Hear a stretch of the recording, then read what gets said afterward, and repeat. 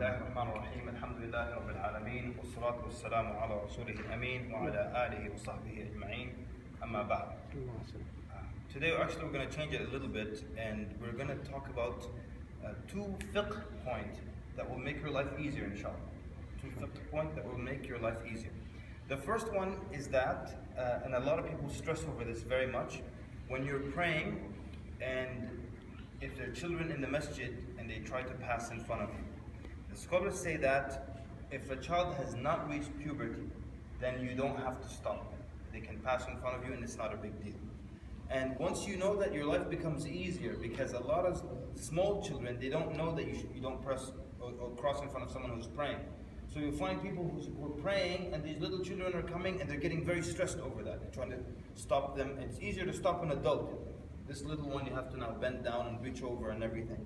And they're going to come back again and again and again. So they haven't reached puberty, it's not a big deal. Just relax with that.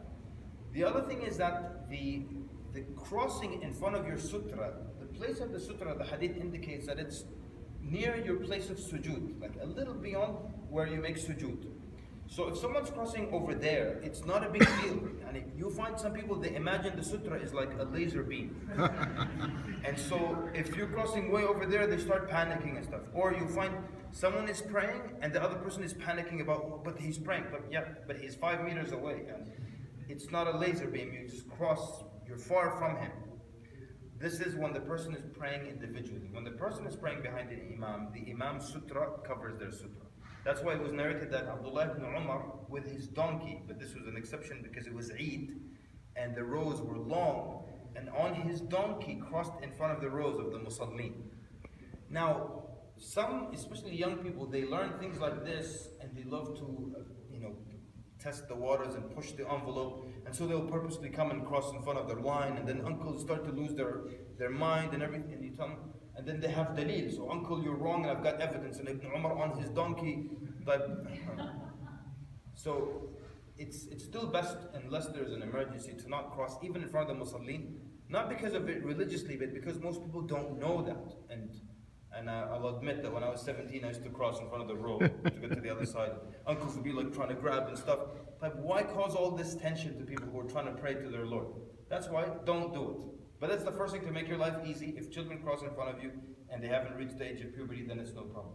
The second thing is a very fine point, and that is, I want to get really technical. And at what point, if I'm coming into to catch the rak'ah, I'm coming into the musalla, and the Imam is already down here, all right? And I want to catch before he says, Sami Allahu liman hamida. And I'm going in as he is saying the word Sami Allahu liman hamida. Or maybe he said Sami Allahu liman hamida, I'm going to push it now. Before I even said Allahu Akbar, can I still catch the rak'ah? Meaning, I want to get super technical. At what point do I know that I caught the rak'ah? And at what point did I miss the rak'ah? Is it just when the Imam says Sami Allahu liman hamida, and he's finished with it, that I missed the rak'ah? And there's some scholars, the fuqahas, they said no. It's not when he says it that you missed the rak'ah. Because I'm trying to catch that rak'ah. Now, here's another point also, and I don't want to go long here. But when they're in ruku', and I want to catch that rak'ah. Do I say Allahu Akbar? They put my hands here. Then I say Allahu Akbar to get into the next movement. And there are some fuqaha who say yes. Because in the salah, anytime you make a movement, you have to make a takbirah to get into the next movement, right? So they're in ruku', I'm trying to catch this rak'ah, I have to say Allahu Akbar, then I have to say Allahu Akbar to make the movement. The first was to enter the salah, the second was to make the movement. That's one opinion. The second opinion, they have a stronger argument. They're saying, no, you don't have to make the second takbirah. Allahu Akbar and go straight into ruku'. Why? Because they say if you break down the movements of salah, they will fall into arkan, cornerstones, like reciting al-Fatiha. If you miss a cornerstone, the salah is gone. Or sometimes the rak'ah is gone completely. 2, wajibat. If you forget one of the wajibat, you make it up with the 2 rak'at of sujood at the end. But if you purposely leave a wajib, the salah is invalid. 3, sunan. If you leave the sunan, they don't harm the salah whatsoever, and you don't even make up for sujood with the sujood here. The sunan are things like putting your hands here, the like reciting a surah after Al-Fatiha. The Prophet ﷺ, though, never skipped it, so you don't skip it. But your salah would be valid. The Prophet ﷺ prayed the maghrib and the isha, just like our Shaykh led, out loud. But if I pray isha not out loud, quietly to myself, is it valid?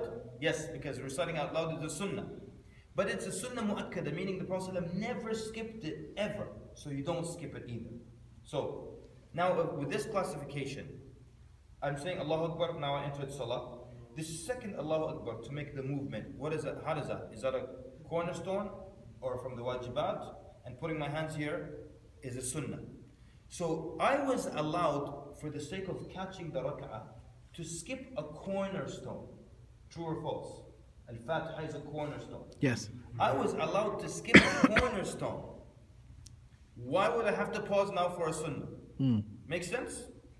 Makes excellent sense. So if I can skip a cornerstone to catch this rak'ah, nobody said you have to recite Al-Fatiha quickly and then catch the rak'ah. So then why do I have to make another pause and say Allahu Akbar second time, which is a wajib, put my hands here, which is a sunnah, and then go down? Get it? But now I know it took long, I'm sorry. Let me just give you the last thing. At what point, very technically, did I miss the rak'ah or not? Is it when the Imam says Sami Allahu liman hamida? And some scholars argued, no, it's not.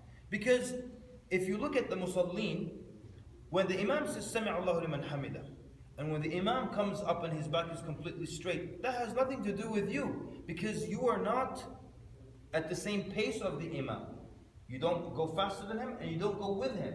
You're always after the Imam. True? So I'm not judging if I cut the rak'ah based on the Imam, because the Imam will always be ahead of the congregation. I'm going to judge it if I caught it with the congregation. And how do I know if I've completed a movement? This is another one of the arkan, of the cornerstones of salah, known as tuma'nina. Tuma'nina is one of the 12 or 14, depending on how you count, cornerstones of salah. And that is when every limb and every bone has reached its final settling point. So when I go into ruku', if I go into ruku' like this, I have not done the tuma'nina, so I did not do the ruku' properly. But if all my weight goes all the way down, like every weight I could possibly put is all the way down, my hands are all the way to the end here, I have done tuma'nina, which is a cornerstone, not a wajibat, bigger than that. So, if the Imam says Sami Allahu liman hamida, and he's completely straight, but the majority of congregation are still down, and I have time to go into ruku' and do the tuma'nina, not like this and jump up instantly, but I have time to do tuma'nina, which means like every bone settled in its final resting position, and at least say Subhanallah bihamdihi, Subhana Rabbi al-Azim. Sorry, Subhanallah al-Azim at least once, because the first is the wajib and the other two are sunnah. And I caught that rak'ah. And many times people can catch a rak'ah, or they actually caught the rak'ah, but because the Imam said Sami Allahu liman hamida as they were going down, they thought they missed it. But you actually did it. You went fully down into the position. You said Subhan Rabbil Azim. So as far as we can go technically here, you caught it. So that's the gift, if I can call it, I want to give. Sorry for going so long. Sallallahu barak Muhammad. Assalamu alaikum.